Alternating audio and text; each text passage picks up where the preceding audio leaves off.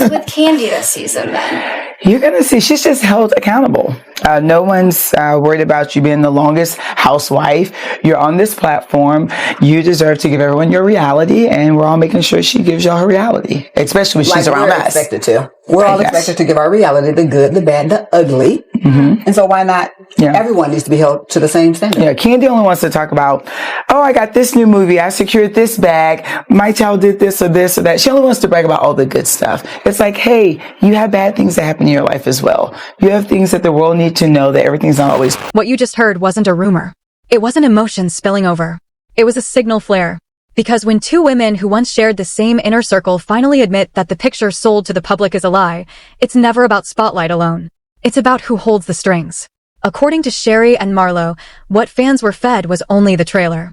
Beyond the glamorous soundbites and flawless poses, they describe something else entirely. A quiet system where influence shifts behind closed doors, where faces become set pieces, and where a relationship turns into performance art. They don't just point to protection, they hint at construction. Piece by piece. On purpose. And anyone who failed to serve the script? Erased from the shot.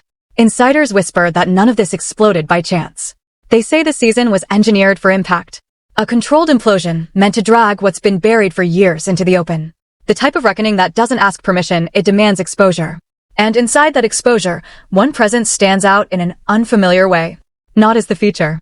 Not as the favorite. But as the man who may have endured everything, without a voice. If even half of this is real, this is no longer just entertainment unraveling. It's the anatomy of power, pressure, and a partnership that may have lived on appearances, long after trust disappeared. She did say in a recent interview that she felt like all the women came after her this season. So she felt like me, because there were a lot of alliances against me, wouldn't you say? Well, this season? Yes. She felt exactly how I felt this season then. Well, I feel like anybody came to her, anything was unwarranted. Mm-hmm. Any of the, whatever negativity she got toward her was definitely warranted. It wasn't just... It didn't open with yelling. It opened with a stare. A shift in the air. A silence so sharp it carried more weight than any outburst ever could. Because when Shereé Whitfield and Marlo Hampton finally chose to talk, they didn't explode. They whispered. And the quiet did the damage. According to both women, what the audience had been shown for years was only one side of the truth. The polished edit. The glossy illusion. The carefully framed dream. But beneath that, they say something else lived there. Something restrained. Something chilling. They refused to label it chaos. They called it routine. A system of dominance dressed up as grace. A habit of command hidden inside applause.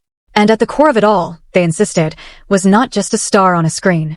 It was someone who, they say, learned how to rule without ever being seen holding the reins. Shereé didn't begin with accusations. She began with atmosphere. She spoke about an energy that suffocated without shouting. A presence that didn't need disorder, because it thrived on stillness. The kind that turns people uneasy, yet compliant. Then Marlo dropped a single line that froze the conversation. She doesn't only control what you notice, she conditions what you tolerate. That was the moment the illusion shattered. Because they weren't outlining character. They were revealing a blueprint. According to Shereé and Marlo, the image of Kandi Burruss, the devoted spouse, the empire builder, the untouchable matron, was just the storefront. Behind it, they say, stood a woman with a flawless sense of leverage. Who to spotlight? Who to erase?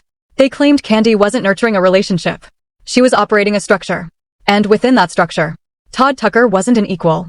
He was inventory. A function. A character assigned a part. What came next stripped the story of any softness. They hinted Todd wasn't unraveling in secrecy. He was vanishing. Not explosively. Not theatrically. But bit by bit. Unnoticed. They painted a picture of a man who, they say, slowly lost his place in his own existence. Not because he walked away, but because he was edited out. They said he turned into scenery inside his own home. Wallpaper. A background figure. A spouse in silhouette. Marlo didn't call Todd broken. She called him consumed. And that changes everything. When asked why they were exposing this now, Shereé answered without blinking, because he was the villain in everyone's story, and nobody asked if he was surviving his own. What they were revealing wasn't a man who failed. It was a man who vanished. Not on camera, but behind the doors. They claimed Todd had become something that was moved. Not sheltered. Not shielded. Displayed. They insisted he wasn't reckless. He wasn't unfaithful. He wasn't chaotic. He was contained. Shaped by absence of sound. Assigned a lane. Crushed beneath a pressure the audience never gets to witness. The kind that doesn't scar skin, but fractures clarity. According to both women, this wasn't a sudden collapse. It was decay in slow motion. And the ones speeding it up? They weren't strangers. They shared blood. Marlo spoke 2 names, then let the silence speak louder than she did. Mama Joyce. Riley. Shereé claimed that power inside that home never flowed from a single source. It echoed. A dozen directions. A household that, in her words, wasn't peaceful. It was tactical. They say conversation wasn't honest. It was ammunition. And when pressure entered the relationship, it wasn't blocked. It was invited inside. According to Marlo and Shereé, Mama Joyce and Riley didn't just live there. They controlled the atmosphere. Encouragement one moment. Inspection the next. They insisted Todd never stood on level ground. No step without dialogue in his ear.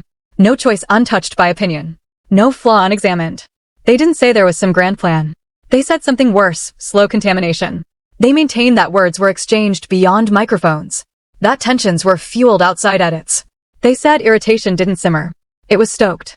Fights on repeat. Pressure recycled. They say emotional crashes weren't stopped. They were studied, then archived. Shereé spoke of a union where nothing was repaired. Everything was filed away, converted into advantage. Marlo followed with a line that cut the air. When someone owns the space, they don't need volume. The walls speak for them. And those walls? They were echoing. They alleged Kandi didn't merely tolerate the intrusions. She fortified them. They claimed she didn't draw boundaries around the relationship. She built corridors straight through it. Into choices. Into conflicts. Into territory. Not anymore. Shereé closed the first chapter with a sentence that cut deep. Everyone celebrates her power, but nobody counts the bodies it left behind. And from that moment on, it stopped being about vows. It turned into a story of dominance. Of quiet harm. Of what gets buried when achievement makes too much noise. Of how manipulation doesn't always roar. Sometimes it grins. And they weren't done. They promised to go deeper. Into the conversations no mic ever caught. Into the damage done once the lights went dark. Into the reason this truth, they say, was never supposed to breathe air. It starts dying in secret. Behind faces that glow for the lens, and fracture in quiet. According to Shereé and Marlo, the unraveling didn't strike like thunder. It seeped in like rust. The gradual stripping of self. The unseen loss of choice. They say Todd Tucker didn't suddenly realize he had vanished. He disappeared one concession at a time. One unsaid thought. One ignored fear. One wait that never became soon. They spoke of a man who once entered rooms freely and later needed approval just to breathe. They claim outsiders never caught the change. Because it never unfolded where anyone could witness it. It lived after the lights dimmed.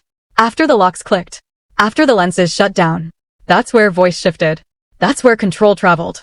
Marlo described the setting not as aggression, but as design. No shouting. No disorder. Only precision. A home where authority wasn't announced. It was felt. She said differences weren't allowed to ignite. They were filed. Every flaw logged. Every moment stored. Every vulnerability memorized. And according to them, none of this was random. They say the marriage evolved into something unrecognizable, a curated reality, where what was allowed to exist mattered as much as what was forbidden to surface. Shereé claimed whenever friction emerged, it never healed. It was repainted. They insist feelings weren't handled. They were trimmed. And slowly, Todd stopped speaking his truth and began rehearsing his image. Then Marlo said one thing that changed everything. When people start acting instead of reacting, something has already died. According to them, that something was the marriage. Not the paperwork. Not the title. The bond.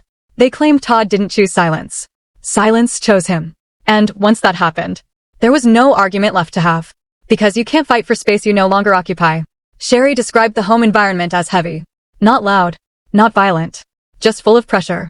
Like walking through a room where something terrible just happened. But no one admits it. Marlo added that Todd became smaller without shrinking. More distant without leaving. Present without being there. And the scariest part? According to them, nobody around him noticed. Because the performance was perfect. And perfection distracts. Shereé claimed Kandi's public success became a shield. A wall of achievement so tall. No one looked behind it. They alleged that every headline about awards, every post about wins, every interview about projects, worked like camouflage. Success became safety. Not for the marriage, but for the narrative. Marlo said something chilling. When a person builds a life around winning, they forget who's losing quietly. And according to them, that was Todd. But the marriage wasn't the only place this pattern appeared. They say control extended into family structure. According to Shereé and Marlo, Mama Joyce didn't merely hold influence. She commanded atmosphere. And Riley? According to them, wasn't simply a daughter. She was a gatekeeper. They claim conversations didn't remain between spouses. They traveled, filtered, returned. Every emotion Todd expressed allegedly had an echo. Every frustration had an audience. They didn't accuse anyone of malice. They accused them of impact. They claimed there was no safe space inside that home. No neutral witness. No private moment. Just layers. Endless layers of opinion, loyalty, and pressure. And they alleged that Kandi didn't create distance between those voices and her marriage. She allowed them to integrate. As if the marriage itself became a community project. Too many hands. Too many influences. And one man shrinking underneath all of them. Marlo described him not as broken, but as outnumbered. According to her, Todd wasn't losing arguments. He was competing with entire emotional systems. Shereé nodded and added, "How do you protect something when everyone else is touching it?" And that's when the audience realized this wasn't just about marriage anymore. It was about territory. They claimed Todd never stood on ground that belonged to him. His space, his decisions, his boundary. Everything was shared, overshared, analyzed, interpreted. According to them, even silence inside that house was inspected, not as peace, as guilt. Marlo said it best. When silence becomes suspicious, you no longer live in your own home. You survive in it. And while all of this allegedly unfolded, social media showed perfection. Luxury trips. Smiles. Milestones. Marlo said the internet wasn't lying. It was just seeing what it was allowed to see. Because according to her, visibility is not truth. It's permission. And Kandi controlled permission. What appeared online was chosen. What disappeared was intentional. Shereé claimed Kandi didn't post memories. She placed messages. Every smile meant something. Every caption redirected. Every event reframed. They alleged the public wasn't invited into the marriage. It was drafted into a campaign. And Todd? According to them, complicit or in the interviews replayed in slow motion. In the moments that suddenly felt different. People weren't seeing the marriage the same. They weren't watching old episodes the same. They weren't reading captions the same. Because once control reveals itself, you begin to see it everywhere. In words. In pauses. In patterns. And now, the audience wasn't just watching reality TV. They were rewatching reality itself. Through a different lens. One that asked harder questions. One that trusted surfaces less. One that noticed silence more. If part 1 exposed the pattern, part 2 exposed the damage. And in part 3, Marlo and Shereé would take it even further. Into what happened after the cameras stopped. After the contracts. After the narrative. And why Todd Tucker, according to them, was never meant to walk out with his story. Because control does not like endings. It prefers silence. And silence is exactly what followed. According to those close to the situation, there was no single moment when everything collapsed. No dramatic exit. No screaming match. No door slammed for the cameras. The fracture came quietly. The kind of quiet that doesn't echo, but erases. Marlo described it as the vanishing phase. When someone still shares space with you, but is no longer in the room. When conversations become reactions. When connection becomes obligation. She says Todd didn't walk away. He faded. And fading, they claim, is the final stage of survival. Shereé alleged that by the time the public began to notice something was wrong, the truth had already been rewritten. Privately. Strategically. They claim the timeline presented to fans wasn't the timeline that happened, which meant the story the world received came edited. Not just for clarity. For comfort. Comfort for an image. Comfort for a brand. Comfort for a narrative that needed to stay intact. Because if the story broke in the wrong direction, the power shifted. And power, according to them, never gives up its position without resistance. Marlo claimed that once things could no longer be controlled privately, the battlefield simply moved. Out of the home. And into perception. What used to be pressure became messaging. What used to be containment became control of the narrative. Every word placed carefully. Every silence timed. Every public move measured. Not to heal, but to preserve. Shereé described it as watching emotional warfare become public relations. Like watching a person stop being a wife and start being a strategist. According to her, nothing after that point felt accidental. Every interview sounded rehearsed. Every public appearance looked deliberate. Every absence felt engineered. Marlo said something that made the room go still. When someone can't control you in private, they'll control how people see you in public. And, from that moment on, the focus wasn't fixing the marriage. It was framing the fallout. The world didn't just watch a relationship end. They watched a version of it end. A clean ending. A composed ending. A believable ending. But according to Shereé and Marlo, not a truthful one. They alleged that Todd was never given the space to define his own narrative. He wasn't handed a microphone. He was handed a role. The quiet one. The distant one. The stable one.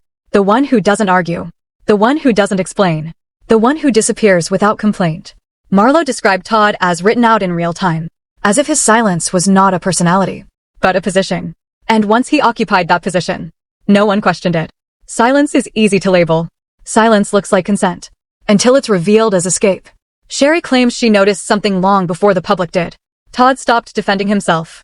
Not online, not in interviews, not even in passing. And that, she says, told her everything. People who are guilty talk too much. People who are tired don't talk at all. According to her, Todd wasn't trying to win anything. He just wanted space. And even that felt like too much to ask. They allege that what finally broke him was not one argument, but the realization that none of them mattered. That nothing he said existed outside someone else's approval. That no decision was his. That no emotion was safe from reinterpretation. They say the day Todd emotionally checked out was the day the marriage quietly died. The paperwork just arrived later. Marlo says something still haunts her. The scariest thing wasn't the control. It was how normal it started to feel. Because once control feels normal, freedom feels dangerous. And danger feels forbidden. Which meant that when Todd finally stepped away, it didn't look like rebellion. It looked like disappearance. And suddenly, the narrative flipped. Everything changed. But the story didn't. Shereé says this is where things became undeniable. Because the moment Todd stopped playing his role, the pressure moved. Faster. Louder. Not toward healing. Toward dominance. According to them, the aftermath was not peaceful. It was political. What once belonged to two people, now belonged to an audience. And control does not like spectators. It prefers witnesses. And witnesses remember. Marlo alleged the energy shifted from saving the marriage to owning the story, which meant shaping how Todd would be remembered. Not how he lived, but how he would be discussed. And that's where image became priority. Not recovery. Not accountability. Not grief. Image. Shereé claims that the public never got to watch a breakdown. Because breakdowns don't benefit branding. They get replaced with composure. With smiles that don't move the eyes. With speeches that sound complete, but feel empty. Marlo described it as the calm after manipulation. Not peace. Not relief. A performance of closure. But according to her, the real ending was never shown. Because if it were, people would have asked the wrong questions. The kind of questions power refuses to answer. Questions like, how long had Todd been alone? Who really held the influence? Why did silence become survival? Why did confidence require erasure? And why did success demand submission? They say the show never meant to explore those questions. It just needed viewers. It just needed spectacle. But when Marlo and Shereé decided to talk, it stopped being TV. It became testimony. Not under oath, but under weight. Emotional weight. Moral weight. Human weight. They didn't testify about events. And Shereé added, when you see a strong woman, ask who she made small to stand that tall. Those two sentences hit harder than any accusation ever could. Because they weren't claims. They were reflections. And reflections don't lie. They just reveal. Part 3 didn't expose new secrets. It exposed new perspective. Which is more dangerous. Because once perspective changes, everything changes. Past clips. Past captions. Past interviews. Past praise. They all look different now.